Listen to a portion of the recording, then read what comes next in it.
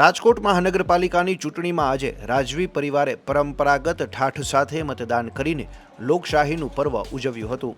માંધાતા સિંહજી જાડેજા અને રાણી સાહેબ કાદંબરી દેવી palace road પર આવેલી શ્રી મુરલીધર સ્કૂલ ખાતે પોતાની શાનદાર વિન્ટેજ કારમાં સવાર થઈને મતદાન કરવા પહોંચ્યા હતા. રાજવી પરિવારને જોવા માટે લોકોમાં ભારે ઉત્સાહ જોવા મળ્યો હતો.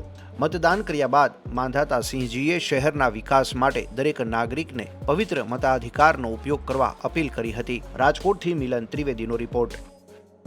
પરિવાર સાથે એક લોકશાહીની મહાન પરંપરા નિભાવી અને મતદાન દ્વારા અને નાગરિક સંસ્થાની અભિવ્યક્તિ દ્વારા અદા કરવી એનો એક અનેરો આનંદ હોય છે. અને હંમેશા રાજપરિવાર આવા ઉત્સવ જ્યારે માણતા હોય છે ત્યારે અમને એક નમ્ર મારો પ્રયાસ હોય છે કે એક વિન્ટેજ કાર એની અંદર આપણું હેરિટેજ, વારસો, વિરાસત, કલા, કારીગરી, એન્જિનિયરિંગ કૌશલ, સંસ્કાર એ સમાવિષ્ટ હોય છે.